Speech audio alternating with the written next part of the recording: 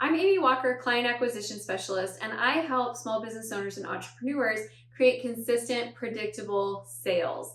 Just hire an agency is actually terrible advice for most small business owners. There, I said it. You can send me the hate mail. It's true. But I've seen it happen over and over again. I had a client who spent $5,000 a month on SEO and did not get any sales from it. I had another client spend $50,000 total on Facebook ads and not ever get any traction with it. I personally lost money with agencies, and it's also not the agency's fault. So just recently, I had another client come to me. She's feeling very overwhelmed with her marketing. Maybe you can relate. She feels like there's so many moving pieces. She doesn't have time to manage it all, and she just wanted to hire an agency and let them do it all for her. And the reality is, the agency that's going to do it all doesn't exist. And this is why, as small business owners, we sometimes make terrible clients for agencies. We go in and we expect that the agency, who by the way specializes in one thing, is going to do literally everything for us and magically be responsible for all our marketing and all our sales. And we're trying to abdicate instead of delegate. And it's going to burn you in the butt every single time. So in this video, I'm going to share with you why you must have an internal marketing team in place, how to determine the type of marketing agency you need, when is the right time to bring them on board, and how to know if you're hiring a good one. And at the end, I'm going to also share with you my red flags for what I personally would run from if I saw that in a marketing agency. If you are new to the channel, make sure that you subscribe and hit the bell notification so you can get notified every time we release new content.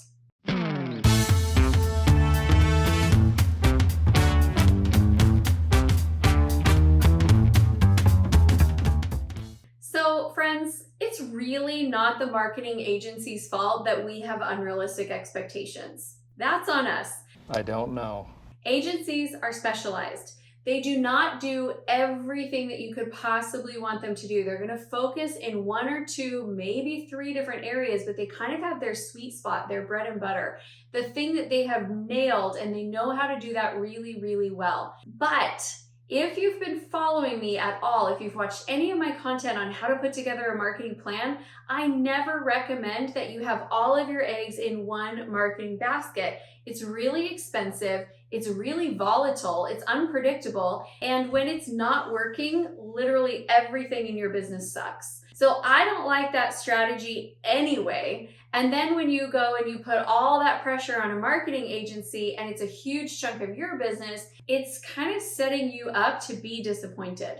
So agencies do not take responsibility of everything in the sales and marketing process. They will do the one part that you hired them to do, and they'll probably do it well, hopefully, if you've got a good agency. But you've got to take responsibility for the rest. Also, let's talk about this whole delegation versus abdication. I love to delegate, I really do. I delegate as much as I can. But abdication is when you just don't want to have to deal with it. So you try to push it off so you don't have to deal with it. When you don't have good communication, good coordination with your marketing agency, it's not going to work. You're going to be frustrated, they're going to be frustrated with you, and it won't be a positive experience. So you can't abdicate this role of marketing. You have to embrace it, and then you get to delegate parts of it out. The next tip that I have for you, and just what to be careful of with an agency, is don't pay for things that you don't actually need right now. It is so critical that you use the right strategies at the right time for your business growth.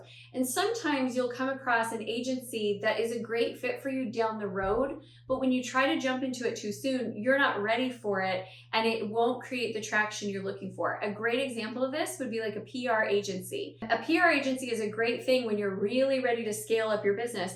But if you're still in the process of building systems and infrastructure and you're not ready for a massive flow of people, then the PR agency isn't good because it's probably not going to work. Because in order for that PR to generate leads, you have to have the lead magnet. You have to have the conversion process. So going for PR too soon is not going to give you any sales, and then it's just going to be a big expense that ends up being kind of disappointing. My last kind of warning with the agency model is this, that if you or someone on your team doesn't understand what the agency is doing, then you're going to have a very hard time knowing if they're doing it well and knowing if it's working. I've had clients that come to me and they're like, Amy, I get these reports every single month from our Facebook ads team. I don't even know how to read them. They always tell me like they're so excited about all of these numbers, but I don't know what they mean. And I don't even know if it's working or if it's bringing us clients. If you can relate to that, then stick with me, because you really just need to learn a little bit more about the agency model and how to coordinate with them so that you can have more positive experiences. Okay, next, let's talk about the different types of marketing agencies that there are out there, because there's not a one-size-fits-all agency. I have yet to see an agency that can do everything that a business needs done with their marketing, but there are a lot of different kinds. So we have SEO agencies, and they're the ones that are going to work on your website strength and driving traffic to your website consistently, getting you to rank higher on Google's homepage. I've seen funnel building agencies where they'll go in and they'll, put together your landing pages, your email sequences, the nurture process, and just kind of build that whole sales funnel. You do still have to coordinate with them, because they're not going to create your freemium for you usually. Usually you have to do that. And you will still have to be involved in that process of reviewing everything that they do and making sure it works for you and your voice and your brand. There's Facebook ad agencies where they're going to then drive traffic to the funnel and help you get more people in that way. I have a good friend who runs an agency where they set up automated webinars. I have another friend that runs an agency where they set up your quiz funnels. There are social media agencies where they're going to manage your content production, content output, and even engagement. There are traditional advertising agencies that can get you put on radio and TV and, help you build commercials or direct mailers. And there's PR agencies that are going to get you placements in media, whether it's podcasting or television or print media. So there's a lot of different kinds of agencies. So this idea that I'm just going to hire an agency and they're going to do everything for me, it doesn't really work. So let's dig in a little bit more for why it doesn't work. Number one is because of the budget. Your business should be spending somewhere between 7 to 15% of total revenues on your marketing. If you're under $1 million, that's a small amount, and you could literally use your entire marketing budget with one agency that's only going to help with one piece of your puzzle. So, when you were a kid and your mom would give you money and she'd be like, don't spend it all in one place. That's exactly what you're doing when you hire an agency, and they're going to eat up that budget really quickly. When I'm working with my clients on creating their comprehensive marketing plan, here's what we're looking for. We like them to have 5 to 7 different lead generation sources. So if they're doing Facebook ads, we also want them to have something like speaking gigs or a masterclass that they do, or they have referral partnerships, or they're getting leads, they're doing email marketing. So we want to have different pieces to the puzzle so that they always have enough leads, and it allows them to be able to balance out cost control. Because if they're maximizing free strategies, they actually have money to spend with a marketing agency. Now, if you are putting all of your eggs into one basket and that's where all your time and energy is going, then you're completely dependent on that. And all of the ups and downs that happen are going to be felt. You will literally feel every single bump in a big way. Whereas if you're diversified, you can handle a bump over here because you've got leads coming in from other places. And you do still have to have someone in-house who can coordinate this. It's unlikely as a small business owner that you're going to have the budget to support hiring an agency to build your funnels, and then hiring a different agency to run your Facebook ads, and then a different agency to do your YouTube and Google ads, and a different agency to do your PR. That's just not likely. And so what you need to do is have somebody that can be in-house, that can coordinate. They can do the copywriting. They can help build some of the funnels. They can allow for more of those things to be happening in-house.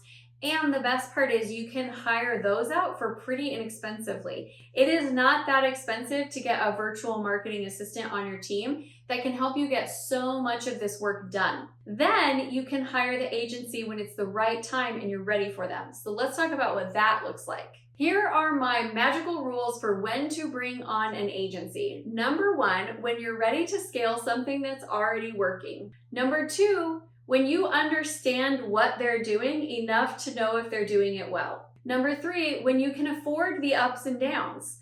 Facebook ads are volatile. Google and YouTube ads are a little less volatile, but they can still be volatile. PR can be volatile. Some months it's great and some months it's not. And if the months when it's not great are going to put your business in danger of failing, then you shouldn't be doing that marketing strategy. You're not ready to take on that risk yet.